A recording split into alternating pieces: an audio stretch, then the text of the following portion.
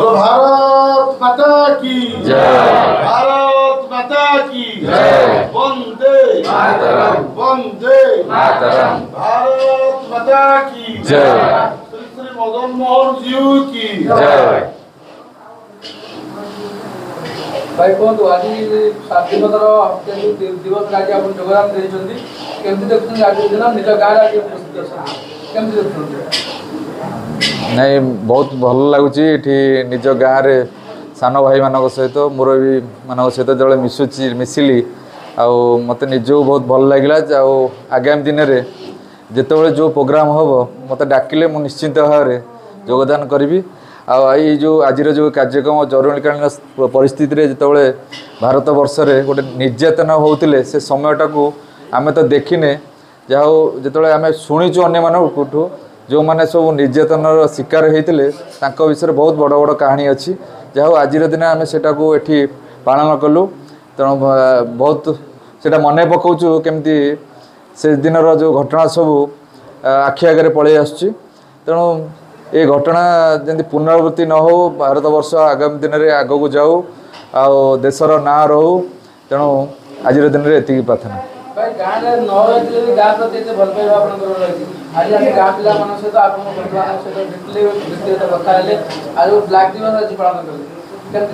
देखो गाँ को जो निज जन्मभूमि से जमा भूली हुए नहीं तेणु मो केबे भूलिनी किंतु गाँ समय जो आसी निश्चिंत भाव में मु आज एठिक आसी मत समय पहुँचे गाँ सहित किसी सहयोग हाथ बढ़ापी कि मिसापी गाँव डेवलपमेंट तेणु यहाँ गोटे खुशीर विषय जे गाँ किसी करहब जो मैंने अन्य सहित सहयोग निश्चिंत भाव में आम करवा तेणु बहुत भल लगुच राजनैतिक स्तर आध्यात्मिक स्तर सब स्थान देखो जिते निज गाँ निश्चिंत भाव में सहयोग रो राजनीति कथा अलग गाँव जिते असुविधा जो पड़े किए गोटे असुविधा पड़े आम निजे भी रही पारे मुझे मैदरपड़ा रोचे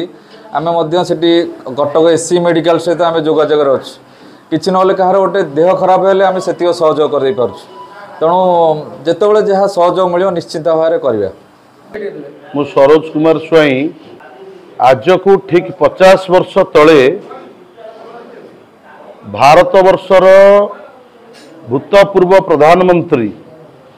स्वर्गत इंदिरा गांधी जो जरूरी परिस्थिति लागू करथिले समग्र देश रे आज तार 50 वर्ष पूर्ति होउछि तेणु भारतर जो संविधान को हत्या करा जायतिला ये जरूरी परिस्थिति लागू होबा कारणरू अनेक स्वाधीनता संग्रामी अनेक महापुरुष अनेक राजनेता अनेक छात्र नेता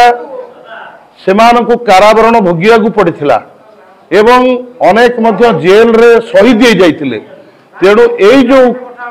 कला समय थिला कला दिन थिला यही दिन आमर संविधान हत्या होइतिला से कथा को स्मरण करिया पई आज आमे ये दिवस को आज आम गाँव रे नियाली ब्लॉक अंतर्गत पदातिरा गाँव रे आमे पालन करिचु एवं लोकतंत्र केमती सब बेल पई विजय होइची गणतंत्र केमिति विजय होइची से कथा को आज गाँव युवक मानकु आमे स्मरण कराई दीचु युवक माने आमे माने तो जरूरी परिस्थिति देखी नाउ किंतु आमे माने जातीय जरूरी परिस्थिति संपर्क रे आमे पाठ पढ़ला बेले पढ़ीचु किंतु आजिर जो छात्र